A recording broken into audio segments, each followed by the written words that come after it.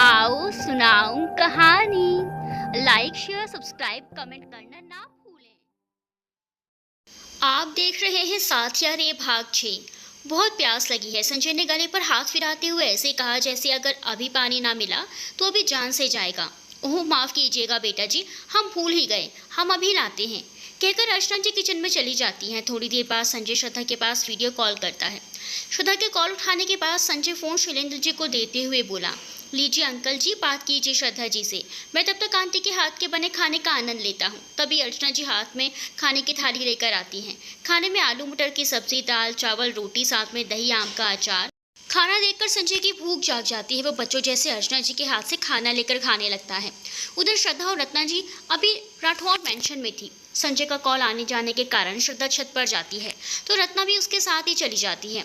श्रद्धा अपने पापा से बातें कर रही थी। पापा कैसे हैं आप? अच्छे हैं। आप और गुड़िया कैसी हैं? बहुत याद आ रही है आप दोनों की। ये घर बिल्कुल सूना सूना लग रहा है। कहते कहते शैलेंद्र जी की आंखों में आंसू आ जाते हैं। क्या पापा आप भी? अगर आप रोएंगे तो हम अभी के अभी लखनऊ आ जाएंगे। हमने कितनी बार कहा है हमें आंसू बिल्कुल पसंद नहीं। चलिए आंसू पोंछिए अपने। ठीक है दादी अम्मा, नहीं रो रहे हम। गुड़िया कहाँ है? तभी रत्ना पीछे से आती है। यहाँ है हम पापा। माँ कहाँ है? शैलेंद्र जी अर्चना जी को दिखाते हैं। अर्चना जी भी उनसे उनका हालचाल पूछती हैं। अचानक बात करते हुए रत्ना की नज़र संजय पर पड़ती है। माँ वो कौन है? पीछे से संजय की आवाज़ आती है। अरे रत्ना जी, हम हैं संजय। बहुत दिनों से श्रद्धा जी से आंटी के हाथों की तारीफ सुन रहे थे तो सोचा आप आके खा ही लें, तो बस आ गए। सच में श्रद्धा जी कितना कहती हैं, आंटी उससे भी ज़्यादा टेस्टी खाना बनाती हैं। संजय के पास सुनकर रचना जी कहती हैं, हमें भी आपकी आदतों ने बेटू की याद दिला दी। ऐसे ही वो भी अक्सर हमारे हाथ से थाली ले लिया करती थी। हाँ माँ, ये एकदम हमारे जैसे हैं। एक काम कीजिए माँ, आप भी दिल्ली आ जाइए, फिर हम दोनों को साथ में खिलाइएगा। रत्ना भी श्रद्धा के साथ बोली। हाँ माँ, पापा आप लोगों की बहुत याद आती है, आप भी आ जाइए ना कुछ दिनों के लिए, कहकर रत्ना रोने लग जाती है। साथ में अर्चना जी भी। श्रद्धा, अजीब है, हमारे घर वाले भी एक को चुप कराओ तो दो और रोने लग जाते हैं। बस भी करो अब। संजय, हाँ रत्ना जी चुप हो जाइए वरना मैं अभी ही अंकल आंटी को उठा कर ले आऊँगा। संजय के पास सुनकर रत्ना और बाकी सब भी हंस देती हैं। फिर सब बात करने लगते हैं। फ़ोन रखने के बाद जब रत्ना श्रद्धा से संजय के लखनऊ और उनके घर जाने के बारे में पूछती है तो श्रद्धा कहती है, संजय जी लखनऊ गए थे और जब उसने उनके घर का एड्रेस मांगा तो उसने दे दिया। थोड़ी देर रुकने के बाद संजय वापस दिल्ली मिलने का वादा करके शैलेंद्र जी और रत्ना जी के घर से निकल अपने ऑफिस में आता है। वहाँ अमित और अविनाश उनका इंतज़ार कर रहे थे। दोनों को साथ लेकर लखनऊ से निकलकर संजय 3 घंटे में दिल्ली पहुंच जाता है। उसे दिल्ली पहुंचने की सबसे ज़्यादा बेचैनी इस चीज़ की थी कि इन्हें वहां देखकर रत्ना जी का क्या रिएक्शन होगा। संजय एयरपोर्ट से उन दोनों को लेकर सीधे राठौर मेंशन में आता है और उन्हें अपने गेस्ट हाउस में रुकने को कहकर खुद घर के अंदर चला जाता है। घर आते ही उसे सामने श्रद्धा और रत्ना जी दिखाई देती है। संजय रत्ना से नजरें बचाकर श्रद्धा को देखकर कहता है, श्रद्धा जी आप जरा युवराज के रूम में आएंगी क्या? मुझे आपसे कुछ ज़रूरी बात करनी है। श्रद्धा ने हाँ में सर हिलाया और संजय के पीछे पीछे चल पड़ी। रत्ना ने संजय की ओर देखा, एक बार नहीं कई बार, लेकिन संजय ने उसे नहीं देखा। इसका कारण शायद ये था कि संजय उसकी तरफ देखकर झूठ नहीं बोल सकता था। संजय और श्रद्धा युवराज के कमरे में आए। युवराज पूल के पास वाले कुर्सी पर अपने लैपटॉप पर कोई फाइल पढ़ रहा था। संजय और श्रद्धा को एक साथ आते देख उसने संजय को गले लगाकर कहा, यार बड़ा गुपचुप काम करने लगा है तू। लखनऊ क्यों गया था तू? मुझे किसने बताया कि मैं वहाँ गया हूँ? संजय की नज़र श्रद्धा पर गई तो श्रद्धा ने नजरें झुका ली।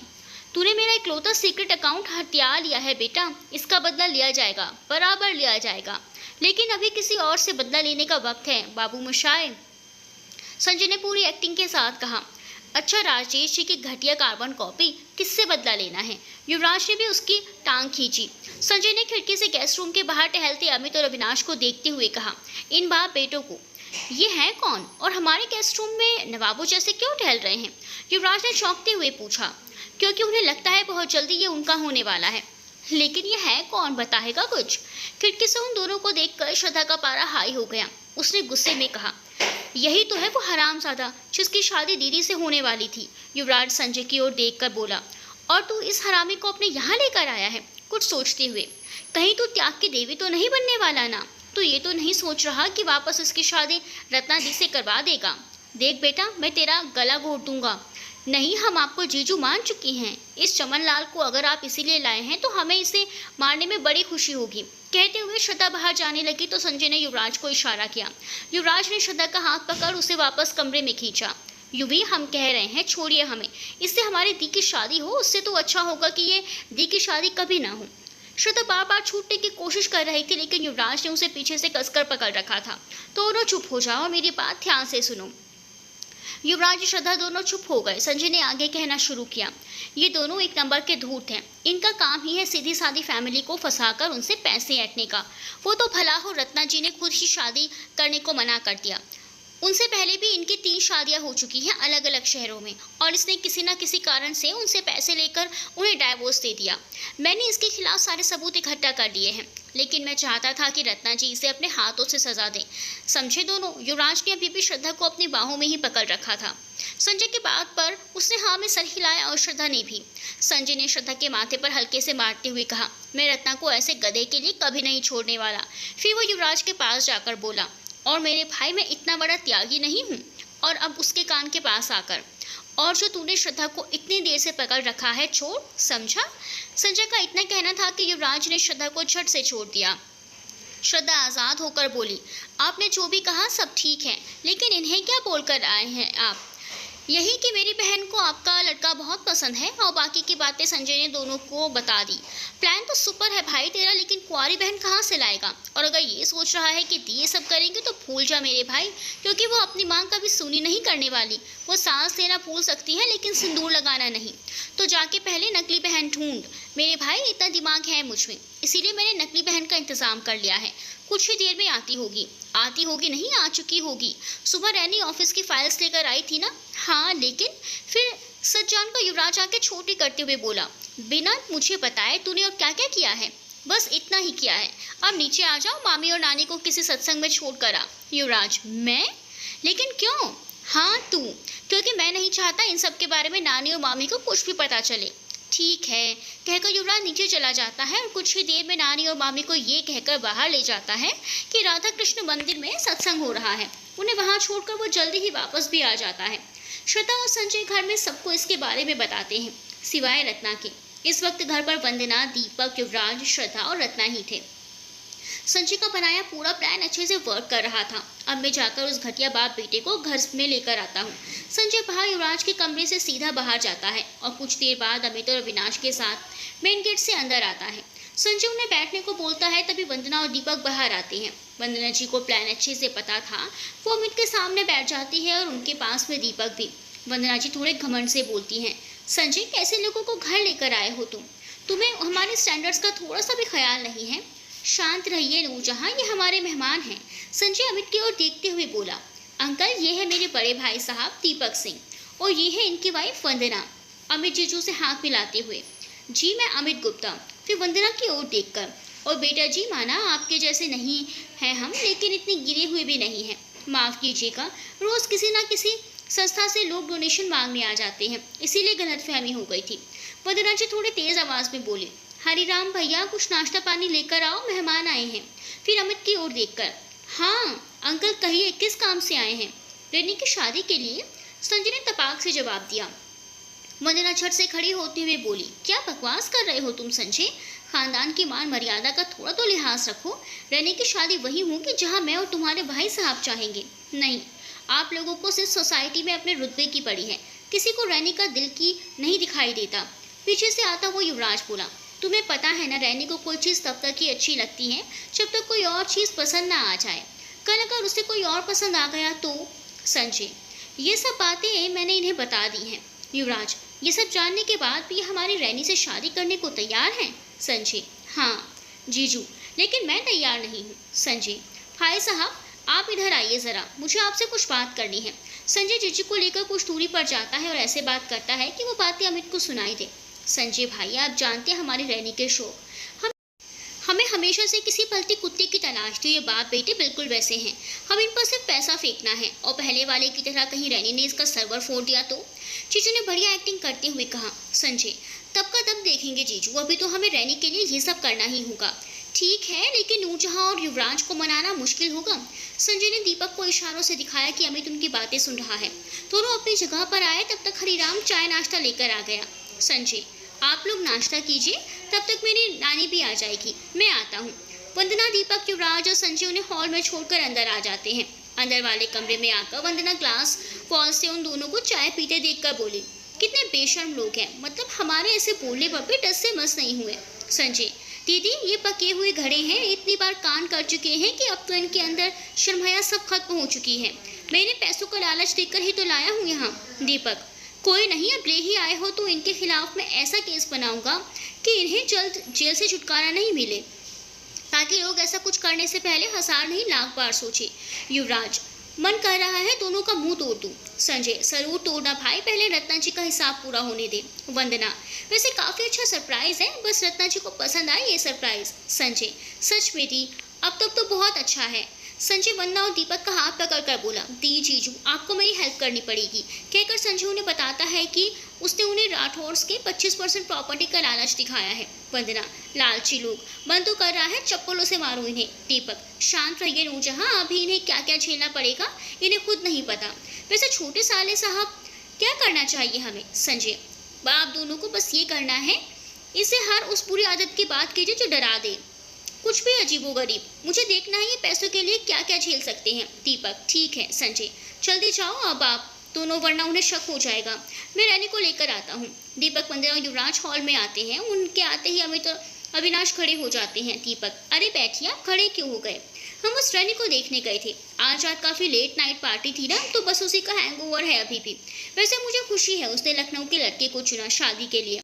आज लखनऊ के लोगों को देखकर अच्छा महसूस हो रहा है। जी बहुत अच्छे, ये मेरा बेटा अविनाश। अविनाश की तरफ बताते हुए अमित कहता है। दीपक को युवराज उससे हाथ मिलाते हैं। युवराज उसके हाथ को जोर से दबा देता है। अविनाश के मुंह से एक आवाज़ निकल जाती है, उसे जोर का दर्द होता है। वो किसी तरह अपना हाथ छुड़ाता है। मैं हूँ युवराज सिंह राठौर, संजय का बड़ा भाई। वंदना, हमारी रैनी दिल की बुरी नहीं है, बस हमारे लाड प्यार में थोड़ा बचपना कर देती है कभी कभी। संजय ने बताया ही होगा आपको। अमित, जी बच्चे ऐसी छोटी मोटी गलतियां करते ही रहते हैं। वंदना, मैं खुश हूँ कि उसकी शादी आपके घर में हो रही है। फिर दीपक की ओर देखकर, मैं भी क्या बोल रही हूँ, आना तो आप लोगों को पड़ेगा यहाँ। हमारी रैनी को अपना घर छोड़कर जाना बिल्कुल भी पसंद नहीं। आपके बेटे से पहले भी उसे काफ़ी लड़के पसंद आए, शुक्र है इस बार बात शादी तक तो पहुँची। अमित, मैं समझा नहीं।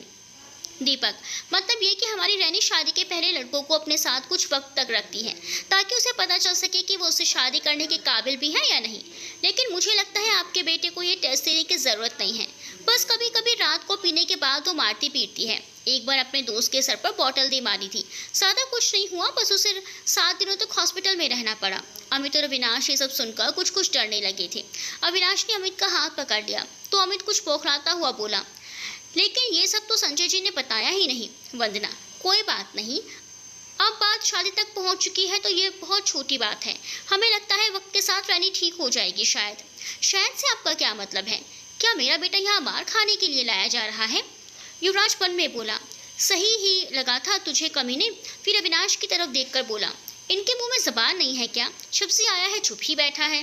वैसे ठीक ही है, हमारी रैनी को भौंकने वाले लोग पसंद नहीं। अविनाश, ऐसा कुछ नहीं है और आप लोग इस तरह से बात नहीं कर सकते मुझसे। युवराज अविनाश के लगभग सामने आते हुए बोला, तो किस तरह करूं? अब ये तू सिखाएगा मुझे? अभी दामाद बना नहीं है इस घर का और नखरे देखो साहब के। वंदना को युवराज के गुस्से का अंदाजा लग गया था तो उसने दीपक को इशारा किया। दीपक ने युवराज का हाथ पकड़ा और उसे अपने पास बिठाते हुए कहा, वो क्या है, हमारे भाई को थोड़ा गुस्सा ज़्यादा आता है, अगर कोई उन्हें उल्टा जवाब दे। अमित अविनाश का हाथ दबाकर अपनी नकली हंसी को बढ़ाते हुए कहता है, कोई नहीं, बड़े लोगों पर इतना गुस्सा जचता है। फिर अविनाश की तरफ घूर कर देखता है। वंदना, और बताइए रात के खाने में क्या खाएंगे आप? अमित, वो तो हो ही जाएगा, पहले लड़की देख लें। संजय, लड़की बस आ गई होगी। संजय ने रैनी को लाकर सोफे पर बिठाते हुए कहा। वैसे तो रैनी काफ़ी गुड लुकिंग थी, पर अभी संजय की स्टोरी के अनुसार थोड़ा ऐसी चल रही थी मानो उसने काफ़ी ड्रिंक कर रखी हो। उसने साड़ी पहन रखी थी। वो आकर वंदना और दीपक के बीच में बैठ जाती है। वंदना, ये है हमारी रैनी, हम सबकी लाडली और हमारी जान। फिर रैनी से, और ये है अविनाश। रैनी नजरें उठाकर अविनाश को देखती है और मुस्कुरा देती है। कुछ देर बातें करने के बाद वंदना उठती है और जल्दी आने का कहकर चली जाती है। रैनी कुछ देर बैठने के बाद वो साड़ी खोलकर फेंकते हुए कहती है, ये रत्ना ने मुझे क्या पहना दिया भाई, मुझे ये सब नहीं पहनना। फिर हरिराम को आवाज़ देकर, हरि राम, मेरा ड्रिंक लेकर आओ। दीपक उसे पकड़कर, रैनी अच्छे से बर्ताव कर, ये तेरे होने वाले ससुर और पति हैं। रैनी, तो क्या है, होने वाला पति है तो इस जॉब के लिए मैं बाकायदा इसे पेमेंट करूंगी, कुछ नहीं कहेगा ये मुझे, मेरे साथ रहना है तो ये सब देखना ही होगा। रैनी की बात सुनकर अमित और विनाश एक दूसरे का मुंह देखने लगते हैं। उधर वापस जब वंदना आती है तो साथ में रत्ना थी उसके साथ। रत्ना आते हुए वहाँ किसी को बैठा हुआ देखकर बोली, लगता है आपके यहाँ कोई मेहमान आए हैं। रत्ना को अभी तक विनाश और अमित का चेहरा नहीं दिखाया था। वंदना उसका हाथ पकड़कर आगे लाते हुए बोली, आप भी हमारी फैमिली का हिस्सा हैं, आइए आप, हमारे अंकल की लड़की को देखने वाले आए हैं लखनऊ से, आइए आप भी मिलिए। रत्ना, दी हम कैसे? वंदना, अरे आइए तो। वंदना जबरदस्ती रत्ना को खींचकर वहां ले जाती है। रत्ना को वहां देखकर अविनाश और उसके पापा चौंक जाते हैं। वहीं रत्ना जब उन्हें देखती है तो उसकी आंखें खुली रह जाती हैं। वो वहां से जाने लगती है। वंदना, इनसे मिलिए रत्ना जी, ये है अविनाश जी, हमारी रैनी के होने वाले पति। ये सुनकर रत्ना एक बार फिर से शॉक्ड हो जाती है। ठीक उसी समय श्रद्धा वहां आ जाती है। रत्ना को ऐसे देखकर वंदना उससे पूछती है, रत्ना जी क्या हुआ? लेकिन रत्ना कुछ नहीं बोलती। संजय, रत्ना जी आप बोल क्यों नहीं रही? श्रद्धा, क्योंकि यही वो है जिनसे दी की शादी हो रही थी और इन्होंने दहेज की मांग की थी, तब दी ने शादी तोड़ दी थी। युवराज जो पहले ही गुस्सा था, अब तो उसे गुस्सा दिखाने का मौका मिल गया था। युवराज खड़ा होकर नासमझी दिखाते हुए बोला, कहना क्या चाहती हो तुम श्रद्धा, थोड़ा साफ कहो। श्रद्धा कुछ कहती उससे पहले ही अमित उठ खड़ा हुआ। झूठ बोल रही है ये लड़की, ऐसा कुछ नहीं हुआ था, शादी इसने नहीं हमने तोड़ी थी, वो भी इस लड़की के कारण, ना कि दहेज के कारण। दीपक, तो फिर ऐसा क्या बुरी बात है इसमें जो आपने इनसे शादी तोड़ दी? हमारी रैनी से तो काफी अच्छे संस्कार हैं इनमें। अमित अविनाश की तरफ देखते हुए बोला, सब कुछ मैं ही बताऊंगा क्या? शादी तुम्हारी होने वाली है, तुम भी कुछ कहो। फिर अविनाश बोला, बुराई इनमें नहीं, ये खुद ही एक बुराई है। हर लड़के के साथ हंसना इनका रोज का काम है। सही कहे तो इनका तो काम ही है अमीर घर के लड़कों को फंसाना और फिर मजे करना। तभी तो ये आपके घर में बैठी हैं आकर कि आपके दोनों भाइयों में से किसी एक को फंसाकर उनसे शादी करे। तो शादी के पहले ही आगे के शब्द विनाश बोल भी नहीं पाया कि झन्नाटेदार थप्पड़ उसके गाल पर पड़ा, जो कि रत्ना ने मारा था। तुम्हारी हिम्मत कैसे हुई हमारे कैरेक्टर पर उंगली उठाने की? झूठ बोल रहा है ये कमीना और इसका ये धूर्त बाप। हमने मना किया था शादी से, वो भी इसीलिए क्योंकि इस कमीने को मारुति 800 चाहिए और दहेज में पैसे चाहिए थे। फिर एक थप्पड़ और मारते हुए, भिखारी है बाप बेटे और यहाँ भी आए हैं तो सिर्फ आपके पैसे देखकर। ये वो कुत्ते हैं जिनकी वफादारी रोटी देखकर बदल जाती है। अमित, बहुत बोल रही है तू लड़की। राठौर जी, आपने हमें यहाँ हमारी बेइज्जती करने के लिए बुलाया है? संजय रत्ना के पीछे से बोला, बिल्कुल सही कहा तूने, मैं तुझे बेइज्जत करने के लिए ही यहाँ आया हूँ, लेकिन अभी कोटा पूरा नहीं हुआ। ये तो सबको पता चल गया कि ये लालची है, पर एक बात और, बात यह है जो आपको भी नहीं पता रत्ना जी। संजय रत्ना का हाथ पकड़ते हुए, यह हरामी पहले से ही शादीशुदा है। ये सुनकर सब एक साथ चौंक जाते हैं। संजय, चौंकिए मत, जब मैंने इनकी पूरी इन्फॉर्मेशन निकलवाई तो पता चला। फिर अविनाश के सामने आकर बोला, तू कहता है ये बुरी है साले, खुद को देख, एक बीवी घर पर है और तू बाप की दुम बना दूसरी शादी के लिए लड़कियां देख रहा है। संजय बोल ही रहा था कि युवराज अविनाश के सामने आकर उसका कॉलर पकड़कर दांत पीसते हुए बोला, तुझे शर्म नहीं आएगी एक लड़की की इज्जत को बर्बाद करते हुए, दूसरों की नजरों में अपनी अहमियत बनाने के लिए किसी और की छवि बिगाड़ने में? तुम जैसे लोगों को जरा भी टाइम नहीं लगता किसी और की इज्जत बिगाड़ने में। तुम लोग धब्बा है इस समाज पर। तुम जैसे लोगों की वजह से आज माँ बाप बेटियां पैदा करने से भी डरते हैं। कहते हुए युवराज ने अविनाश के चेहरे पर जोर से एक घूंसा मार दिया। अमित, क्या बदतमीजी है यह? वंदना अमित को एक थप्पड़ मारकर बोली, इसे बदतमीजी नहीं कहते, इसे पीटना कहते हैं। तुम्हारे जैसे लोगों की वजह से हम लड़कियां कितना भी पढ़ लें, नौकरी कर लें, फिर भी हमारे माँ बाप को हमारे दहेज की चिंता लगी रहती है। माँ बाप बचपन से जिस बेटी को इतना प्यार से पालते हैं, तुम उसे एक ही मिनट में बाजार की किसी चीज़ की तरह तोड़ डालते हो। मनमाना दहेज लेकर भी उनकी जान से प्यारी बेटियों को जलाकर मार डालते हो। तुम्हारे जैसे लोगों को तो बीच चौराहे पर मारना चाहिए। अमित चीखते हुए बोला, आप लोग हमें ऐसे नहीं मार सकते। युवराज अमित के सामने आकर गुस्से से बोला, चल फिर तू आइडिया दे दे कैसे मारूं अब। अविनाश की हालत लगभग खराब हो चुकी थी, फिर भी युवराज उसे पीट रहा था। सब उसे रोक रहे थे पर वो मान ही नहीं रहा था। तो श्रद्धा उसके सामने आ जाती है। बस युवराज जी, बहुत हो चुका, रुक जाइए अब। अमित, अभी बहुत नहीं हुआ, मैं अभी पुलिस को कॉल करता हूँ। संजय, उसकी जरूरत नहीं है, पुलिस बाहर ही खड़ी है। चीजू कॉल कीजिए। दीपक कॉल करता है तो पुलिस कमिश्नर अंदर आ जाते हैं। युवराज, सर ले जाइए और इस पर डाउरी और धोखेधड़ी का मामला बनाइए। कमिश्नर, ओके राठौड़ सर, और पहले आपको इनके खिलाफ FIR दर्ज करवानी पड़ेगी। संजय, सर वो रैनी कर देगी। फिर रैनी को देखकर, तुम्हें पता है ना क्या करना है? रैनी, ऑफ कोर्स सर। अमित जाते हुए, ये तुम्हें बहुत महंगा पड़ेगा मिस्टर युवराज सिंह राठौर। फिर रत्ना और श्रद्धा को देखकर, और तुम दोनों को तो मैं छोड़ूंगा नहीं। उसके बाद सुनकर श्रद्धा उसे एक थप्पड़ लगाती है। युवराज श्रद्धा के साथ में खड़े होकर बोला, राठौर से इतनी सस्ती चीज़ों को शौक नहीं रखते, ले जाइए इसे। पुलिस दोनों को लेकर चली जाती है। रत्ना इस खुलासे से अभी तक सदमे में थी कि उसकी शादी अगर अविनाश से हो जाती तो क्या होता। वो दम से सोफे पर बैठ जाती है। सब जल्दी से उसके पास आते हैं। श्रद्धा युवराज रत्ना का हाथ पकड़कर बैठ जाते हैं। संजय भी उसके पास ही बैठा था। वही वंदना और दीपक भी उसी के पास बैठ गए। वंदना, रत्ना आप ठीक हैं? नहीं दी, हम हैरान हैं कि हमारे लखनऊ में ऐसे बुरे लोग हैं। हमें तो लगता था दुनिया में सब अच्छे हैं, बस कभी कभी कुछ हालात उन्हें बुरा बना देते हैं। पर अब पता चला कि कुछ लोग शुरू से ही बुरे होते हैं। हमारी गलती है जो हम ऐसे लोगों से रिश्ता जोड़ने जा रहे थे। रत्ना को ज़्यादा इस बात का दुख था कि रत्ना ने ही रविनाश को पसंद किया था, तभी उनके पापा शादी को तैयार हुए थे। दीपक, आप कि बस गलती इतनी है कि आप इतनी अच्छी हैं कि सबको अच्छा समझ लेती हैं, जो कि हमारी नज़रों में बहुत अच्छी बात है। दी, हम लोग जो चाहते हैं वो तो हो गया ना। आपका दबा हुआ गुस्सा बाहर आ गया, युवराज ने कहा तो श्रद्धा बोली, वैसे दी हम सब ने बस अपने रोल निभाए हैं। मेन तो कोई और ही है जिसे आपकी परवाह कुछ ज़्यादा ही है। क्या बोल रही हैं आप बेटू? किसने किया ये सब? सब एक साथ संजय की तरफ हाथ से इशारा करते हुए बोले। संजय ने। वंदना, इनका ही प्लान था ये सब कि आप अपने मन में दबे गुस्से को बाहर निकालेंगी, तभी आप किसी और से खुलकर प्यार कर पाएंगी। शायद ऐसे ही हमारे छोटे ने आपके दिल के करीब जाने का रास्ता ढूंढने का सोचा। रत्ना ने हैरानी से वंदना की तरफ देखा। सच्ची थी, ये बहुत प्यार करते हैं आपसे, तभी तो बिना किसी को बताए लखनऊ पहुंच गए। श्रद्धा ने रत्ना का चेहरा अपने हाथों में भरकर कहा। युवराज, वो भी आज से नहीं, तब से जब आपकी आवाज़ सुनी थी पहली बार। तो बताइए, बनेगी हमारी भाभी? वंदना, बताइए रत्ना जी, बनेगी? श्रद्धा, हाँ दी बताइए, बनेगी इन्हें हमारा जीजू। रत्ना ने संजय की तरफ देखा तो संजय ने सर नीचे कर लिया। रत्ना, क्या हम इनसे अकेले में बात कर सकते हैं? सब एक साथ बोले। हाँ क्यों नहीं, सब बाहर चले जाते हैं। रत्ना, आप सच में इतना प्यार करते हैं हमसे? संजय ऊपर सर करके बोला। हाँ बहुत प्यार करता हूँ आपसे, इतना कि सबके मना करने पर भी नहीं छोड़ा आपसे प्यार करना। तो हमसे क्यों नहीं कहा आपने? मैं डर रहा था कि कहीं तुम मना ना कर दो। अच्छा जी, इसीलिए आप लखनऊ पहुंच गए उन दोनों कमीनों को लाने। अगर आपको कुछ हो जाता तो? कुछ नहीं होता। अब तुम बताओ, शादी करोगे मुझसे? इतना प्यार करने वाला पति छोड़ेंगे तो पाप लगेगा हमें, फिर तो कोई नहीं मिलेगा। कहकर रत्ना जमीन की तरफ देखने लगती है। इसका मतलब हाँ है? रत्ना शर्माकर बोली। हाँ। संजय को खुद के कानों पर यकीन नहीं होता। वो दोबारा पूछता है, क्या कहा तुमने? हाँ हाँ हाँ, रत्ना ने लगभग पूछते हुए कहा। संजय इतना खुश हो जाता है कि रत्ना को गोद में उठाकर गोल गोल घुमाने लगता है। I love you Ratna, I love you to.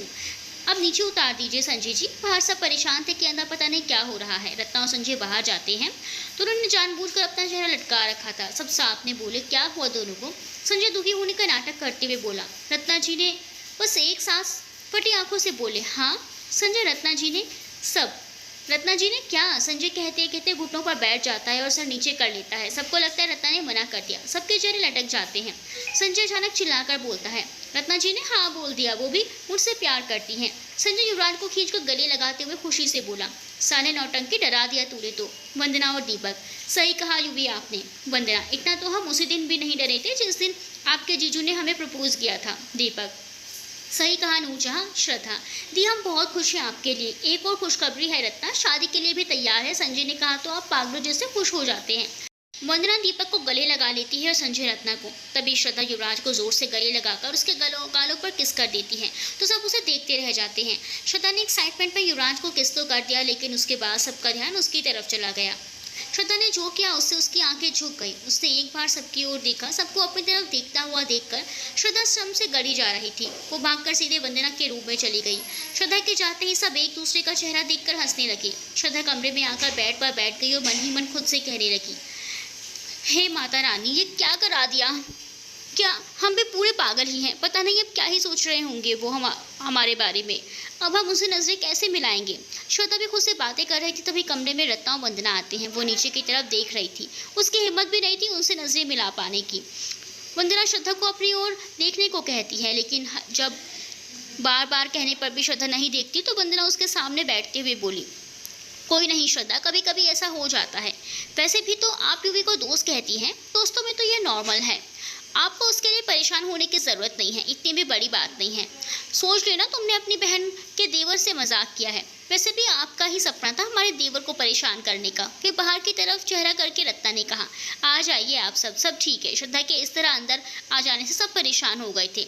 सब अंदर आते हैं, लेकिन श्रद्धा की नजरें युवराज की तरफ नहीं उठ पा रही थी। ये बात युवराज को परेशान कर रही थी। धीरे धीरे सब बात कर रहे थे, लेकिन श्रद्धा और युवराज के बीच में अभी भी ठीक से बात नहीं हो पा रही थी। जीजू ने सबका ध्यान अपनी तरफ खींचते हुए कहा, हम और नूरजहां चाहते हैं कि आप लोग संजय और रत्ना जी के बारे में किसी से बात ना करें। हम दोनों कल घर वालों से बात करके शाम तक उन्हें घर जाएंगे रिश्ते की बात करने। सब एक साथ बोले ठीक है। तभी आकाश बोल पड़ा, जो अब उनकी मंडली में शामिल था, लेकिन जीजू जो भी करना है जल्दी करना, क्योंकि मुझे अपनी भाभी के साथ टाइम स्पेंड करना है। नानी और मामी के आने के बाद श्रद्धा और रत्ना घर चले जाते हैं। रात को जब सब साथ में खाना खा रहे थे, तब युवराज और संजय जीजू को परेशान करते हैं। जीजू इशारे से बोले, चुप रहो तुम दोनों, हम जल्दबाजी में कुछ गड़बड़ नहीं करना चाहते, शांति रखो तुम दोनों। अगले दिन नानी, अगर आप बुरा ना माने तो हम आपसे कुछ कहना चाहते हैं। जमाई बाबू, आपको हमसे ये पूछने की जरूरत नहीं है, आप कुछ बुरा बोल ही नहीं सकते, तो बुरा लगने का तो सवाल ही नहीं है। कहिए क्या बात है। दीपक, नानी जी आपको रत्ना जी कैसी लगती हैं? बहुत बढ़िया, जितनी सुंदर है उतनी ही संस्कारी भी। बोली तो इतनी मीठी है कि एक बार सुन के सारी थकान उतर जाए। सच्ची कहे तो दोनों बिटिया हमें बहुत पसंद है। हम तो सोचते हैं दोनों को बहू बनाए लें। तो नानी, आपको तो सारी प्रॉब्लम ही सॉल्व कर दी। जमाई बाबू, हम कुछ समझे नहीं। छोटे साले साहब पसंद करते हैं रत्ना जी को, शादी करना चाहते हैं उनसे। तभी मामी जी बोली, हमें तो तीज के दिन से ही पता था। फिर संजय के कान को खींच कर बोले, उस दिन तो कैसे मना कर रहे थे। सॉरी मामी। तो क्या कहती है नानी जी, कल चले उनके घर बात करने? दीपक ने पूछा। वो सब तो ठीक है, पर उनके छोटे पसंद भी है या नहीं? मतलब दोनों बिटिया काफ़ी सीधी हैं, सीधी भी हैं, अच्छी भी। हमारे छोटे भी उन्हें काफ़ी पसंद है नानी, खुद उन्होंने हमारे सामने कही। ये कहते हुए वंदना ने संजय की तरफ देखकर नानी को दिन में हुई सारी बातें बता दी। अच्छा, तो ये सब कर रहे हो बेटवा अभी से ही, बिना घर वालों को बताए कहीं भी चले जाओगे? दोबारा ऐसा किए तो गाल पे थप्पड़ खाओगे आप। इतना अपनी मर्जी करोगे तो कान खींच के पिटाई कर देंगे। सब इतना बोल रहे थे, संजय तो कुछ भी नहीं बोल रहा था। क्या बात है, अभी से डर गए क्या? मामी जी ने कहा। तभी आकाश ने कहा, ती जीजू, हमें लगता है आप बेमतलब ये सब कर रहे हैं, क्योंकि भाई को कोई इंटरेस्ट ही नहीं है शादी वादी में। देखिए कितने चुपचाप बैठे हैं।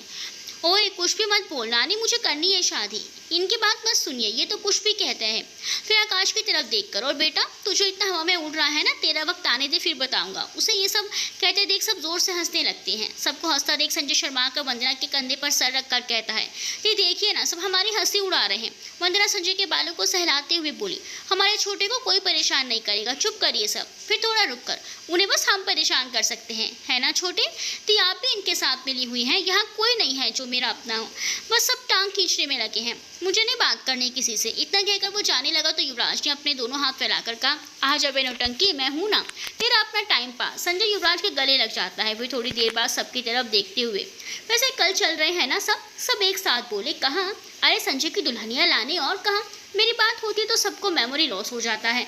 संजय ने सबको घूरते हुए कहा। दीपक, अरे हाँ भाई, याद है, ज़रूर चलेंगे, पर अभी लाएंगे नहीं, अभी तो सिर्फ बातचीत करने चलेंगे। युवराज, कोई बात नहीं जीजू, कुछ दिन और रह लेगा भाभी के बिना। क्यों बे नौटंकी, सही कहा ना? सब एक बार फिर हंसने लगे।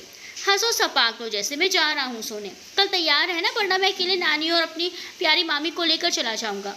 चलोगे ना आप नानी? मामी और नानी एक साथ बोली। हाँ भाई, मैं तो चलूँगी, क्योंकि हमें जल्दी से अपनी बहू को लाना है अपने घर में। दूसरे दिन सुबह सब एक साथ श्रद्धा के घर जाते हैं, बस युवराज को छोड़कर। श्रद्धा की आंखें तो युवराज को ही ढूंढ रही थी। वो भले किचन में थी, लेकिन दिमाग बाहर ही था। तभी संजय उसके पास आकर बोला, साली साहिबा, आपकी नज़रें किसे ढूंढ रही हैं? वो नहीं आए हैं, हम उन्हें थोड़ी ना ढूंढ रहे हैं, हम तो आकाश को ढूंढ रहे हैं। आकाश किचन में आते हुए बोला, ती हम तो बाहर ही हैं। अच्छा जी, चलिए हमारी मदद कीजिए इस ट्रे को ले चलने में। आकाश ट्रे लेते हुए, वो तो हम कर लेंगे, पहले ये बताइए रत्ना भाभी कहाँ हैं? आपकी भाभी अंदर हैं, पर अब मेरी हेल्प करेंगे, भाभी से मिलने जाएंगे? पहले आपकी हेल्प करूंगा, फिर भाभी से मिलूंगा। इतना कहकर आकाश ट्रे लेकर बाहर आ गया। संजय मन में बुदबुदाया, कोई बड़ी बेसब्री से तेरा रास्ता देख रहा है युवी, तुझे आना चाहिए था। संजय श्रद्धा को वहीं खड़ा देखकर पूछती है, जीजू आप कहाँ, यहाँ क्यों खड़े हो गए? आइए यहाँ। हाँ आता हूँ। संजय आकर सबके पास बैठ जाता है। रानी बुआ जी से रत्ना और संजय की शादी की बात करती है तो बुआ जी शादी के लिए हाँ कह देती है। श्रद्धा ने वीडियो कॉल करके शैलेंद्र जी अर्चना जी को ये बात बताई तो वो दोनों खुश हो गए। सबसे ज़्यादा इस बात की खुशी थी कि रत्ना शादी के लिए तैयार हो गई थी। किसी भी पेरेंट्स के लिए सबसे सुकून का दिन वही होता है जब उनकी औलाद की खुशियाँ उनके दरवाजे पर बेवजह दस्तक दे देती हैं। जब उन्हें पता चला कि लड़का कोई नहीं संजय है, तब उनकी खुशी दोगुनी हो गई। दोनों ने शादी के लिए हाँ कर दी और जल्दी ही दिल्ली आकर शादी की डेट फिक्स करने की बात की। उनकी खुशी उनके चेहरे से साफ दिखाई दे रही थी। उन्हें यकीन ही नहीं हो रहा था कि इतना अच्छा रिश्ता सामने से चलकर खुद आया है। शादी फिक्स होने के बाद संजय अंदर रत्ना के पास आकर बोला, मिस मिश्रा। रत्ना जो कि चाय बना रही थी बिना मुड़े ही बोली, हाँ मिस्टर राठौर, कुछ चाहिए था आपको? संजय उसके कंधे पर हाथ रखते हुए बोला, हाँ आप चाहिए, घरवाले तो तैयार हैं, बस आप बताइए क्या आप तैयार हैं मिसेस राठौर बनने के लिए? बिल्कुल तैयार हैं हम। संजय रत्ना के माथे पर किस करके बोली, एक बात है जो मैं बताना चाहती हूँ तुमको, ये मेरी जिंदगी का वो सच है जो कोई भी कभी भी नहीं बदल पाएगा। रत्ना घबराकर अपना चेहरा संजय की तरफ करते हुए बोली, कैसी बात? प्लीज अब ये मत कहिएगा कि हमसे पहले आपकी लाइफ में कोई और थी, वरना हम गला दबा देंगे आपका। संजय अपने दोनों हाथ रत्ना के गले में डालकर बोला, इतनी दबंगई होने वाली पति का गला घोट पाओगी आप? पाप करोगी? हाँ तो अगर ऐसा कुछ कहा तो पहले बताना था, अब बताएंगे तो कुछ ही ऐसा ही करूँगी। मिसेस संजय सिंह राठौर, ऐसा कुछ भी नहीं है। वैसे ये बताओ, सबके सामने तो सीधी सादी रहती हो, मेरे सामने शेरनी बन जाती हो, क्योंकि हमें पता है कि आप हमारी सारी गलतियां माफ़ कर देंगे और हमें आपसे डर नहीं लगता। और वो क्यों? क्योंकि आप वो हैं जो हमसे प्यार करते हैं, हमारे लिए मुश्किल से लड़ने को तैयार हैं। संजय रत्ना के हाथों को पकड़कर चूमते हुए बोला, वो तो सच है और मैं ऐसा हर बार करना चाहूँगा। रत्ना थोड़ा शर्मा जाती है लेकिन फिर कुछ देर बाद दोबारा पूछती है, वैसे वो क्या बात थी जो आप बता रहे थे? संजय रत्ना को अपने बारे में सब बता देता है कि वो अनाथ है और माँ पापा ने उसे गोद लिया है। हमें पता है, दी ने बताया था और साथ में ये भी कहा था कि आप उन्हें यूवी से भी ज़्यादा प्यारे हैं। संजय, वो तो सही है। दोनों बातें कर रहे थे कि तभी श्रद्धा वहाँ आ जाती है। ये बढ़िया है जी, हमारे ज़रिए यहाँ तक पहुँचे और हमें साइड कर दिया।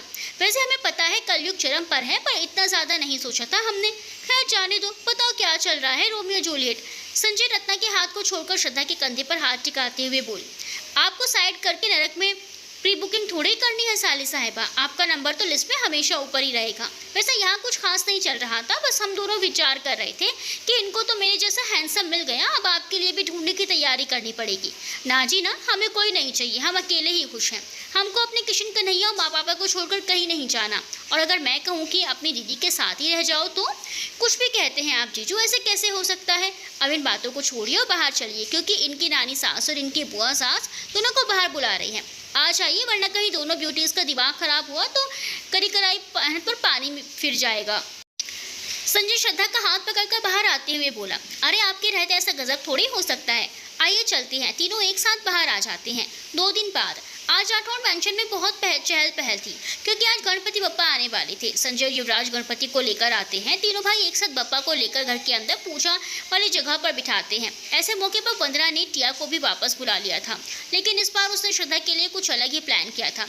शीलेंद्र जी और रचना जी भी दिल्ली आ चुके थे। आज सब एक साथ राठौर मैंशन में थे। सबसे पहले तीनों भाई साथ में आरती करते हैं, फिर नानी और बुआ जी। बाद में जोड़ों ने एक साथ बप्पा की आरती उतारी। मामा मामी शीलेंद्र, रचना जी, वंदना, दीपक, संजय, रत्ना ने आरती का थाल श्रद्धा के हाथों में देते हुए उसे आरती करने का इशारा किया तो श्रद्धा आरती का थाल लेकर आरती करने लगी। हालांकि युवराज पहले भी आरती कर चुका था, लेकिन फिर भी वो श्रद्धा के बगल में आकर खड़ा हो जाता है। सब उन्हें देखते हैं पर कोई इतना ध्यान नहीं देता, लेकिन टिया का ध्यान बराबर युवराज श्रद्धा पर ही था। युवराज श्रद्धा का एक हाथ आरती करते रहते हैं। युवराज को वापस आरती करते देख आकाश भी आ जाता है और कहीं उन्हीं के साथ खड़ा हो जाता है। युवराज थाल आकाश को पकड़ा देता है। आकाश की आरती करने के बाद टिया आती है और थाल लेकर आरती करने लगती है। श्रद्धा युवराज से बस थोड़ी सी दूरी पर खड़ी थी और टिया आकाश के पास थाल लिए खड़ी थी। पंडित जी आरती का समापन करने के लिए मंत्र पढ़ने लगते हैं। सबकी आंखें बंद थी। टिया इसका फायदा उठाकर श्रद्धा की तरफ एक जलता हुआ कपूर उछाल देती है। श्रद्धा जो पर्दे के थोड़ा नजदीक खड़ी थी, उसे पर्दे में आग लग जाती है। श्रद्धा या किसी को भी पता नहीं चलता कि उसके पास कुछ जल रहा है। पूजा के बीच में युवराज को किसी की कॉल आती है। युवराज फ़ोन लेकर वहाँ से थोड़ा दूर चला जाता है, लेकिन दूसरी साइड से आवाज़ ठीक से ना आने के कारण युवराज फ़ोन रख देता है और जैसे ही पीछे मुड़ता है उसकी आंखें हैरत से फैल जाती हैं। श्रद्धा के चारों तरफ आग देखकर उसकी तरफ भागते हुए ज़ोर से चिल्लाता है, श्रद्धा हटो वहाँ से। श्रद्धा जो कि आंखें बंद करके आरती कर रही थी, युवराज की आवाज़ सुनकर एकदम से आंखें खोलती है। युवराज की आवाज़ से सबका ध्यान उस तरफ जाता है। अपने चारों तरफ आग देखकर श्रद्धा घबरा जाती है। तभी उसकी नज़र अपने पास खड़े आकाश पर पड़ती है, जो पर्दे के एकदम करीब खड़ा था। श्रद्धा जल्दी से आकाश को दूसरी तरफ धक्का देती है, जिससे वो थोड़ी दूरी पर गिर जाता है। संजय आगे बढ़कर आकाश को उठाता है और जैसे ही श्रद्धा की तरफ मुड़ता है तो देखता है उसके चारों तरफ आग ही आग है। श्रद्धा को आग में फंसा देख शीलेंद्र जी और अर्चना जी परेशान हो जाते हैं। उसको ऐसे देखकर सब बचाने की कोशिश करने लगते हैं। तभी टिया ठीक डिब्बा श्रद्धा की तरफ गिरा देती है। आग और भड़क जाती है। रत्ना श्रद्धा को बचाने के लिए उसकी तरफ दौड़ती है तो वंदना और दीपक उसे पकड़ लेते हैं। देखते ही देखते आग चारों तरफ फैल जाती है। युवराज घबराया हुआ लगातार श्रद्धा को आग से पीछे रहने को बोलता है। दीपक सबको आग से दूर ले जाता है। संजय और युवराज अभी भी आग बुझाने की कोशिश कर रहे थे, लेकिन वो बढ़ती ही जा रही थी। दीपक एक कंबल लाकर श्रद्धा की तरफ फेंक कर कहता है, खुद को इसमें लपेट लो श्रद्धा। युवराज लगातार आग बुझाने की कोशिश कर रहा था। इस वक्त उसके चेहरे पर डर साफ साफ दिख रहा था, और वो था श्रद्धा को खोने का डर। अपने पास इतनी आग देखकर श्रद्धा के डर के मारन बेहोश हो गई थी। श्रद्धा के कंबल में भी आग लग चुकी थी। ये देखकर युवराज खुद की परवाह किए बिना आग को फांदकर श्रद्धा के पास जाता है। कंबल की आग बुझाकर श्रद्धा को जमीन से उठाकर अपनी बाहों में समेट लेता है। इस वक्त सारे घर वाले बहुत डरे हुए थे। तब तक दीपक बाहर से पानी का पाइप लेकर चला आता है। आग बुझाते युवराज श्रद्धा को लेकर सीधा अपने कमरे में जाता है, और उसके पीछे पीछे सारे घर वाले भी। सबकी नजर श्रद्धा पर ही टिकी थी। श्रद्धा, आंखें खोलो, उठो श्रद्धा, सुन रही हो, जल्दी उठो। युवराज हड़बड़ाते हुए लगातार बोल रहा था। फिर संजू और दीपक को देखकर बोला, ठीक है, जल्दी से डॉक्टर को कॉल कीजिए। संजू, तू पानी लेकर आ जल्दी। बाकी सब लोग थोड़ा दूर हो जाइए, उसे हवा आने दीजिए। शैलेंद्र जी बेड पर बैठकर श्रद्धा के हाथ को पकड़कर नम आंखों से बोले, बेटू आंखें खोलिए, बात कीजिए हमसे। अर्चना जी श्रद्धा के पैरों पर बर्फ रखते हुए, बेटा उठिए, बात कीजिए हमसे बेटा। श्रद्धा, सुनिए। संजय पानी लेकर आता है तो रत्ना पानी लेकर श्रद्धा के चेहरे पर छिड़कती है। फिर उसके चेहरे पर आए बालों को पीछे करके, बेटू सुनिए ना, प्लीज़ हमसे बातें कीजिए। आप हमसे कहती हैं कि हम चुप रहते हैं, फिर आप आज क्यों चुप हैं? वैसे तो इतना बोलती है कि सर दर्द हो जाता है, और आज जब हम बोलने को कह रहे हैं तो नहीं बोल रही हैं। फिर संजय का हाथ पकड़कर, संजय आप बोलिए ना, आप तो उनके अच्छे दोस्त हैं, आपकी बात तो ये कभी भी नहीं टालती, आपकी सारी बातें मानती हैं, आप ही कहिए कुछ। तभी दीपक डॉक्टर के साथ आता है। डॉक्टर के आने पर सब कमरे से बाहर आ जाते हैं। अब रत्ना और युवराज ही श्रद्धा के पास थे। युवराज ने अपने हाथ में श्रद्धा के हाथ को पकड़ रखा था, जो आग की वजह से थोड़ा सा जल गया था। शैलेंद्र अर्चना जी की आंखों में आंसू को रोकने की नाकाम कोशिश कर रहे थे। बुआ जी भी एक तरफ बैठी थी, उनकी भी आंखें भरी थी। रानी जी अर्चना जी के कंधों पर हाथ रखती हैं तो वो अपने आंसू रोक नहीं पाती। सब ठीक हो जाएगा, आप हौसला रखिए। थोड़ी देर में डॉक्टर कमरे से बाहर आते हैं। जारी है।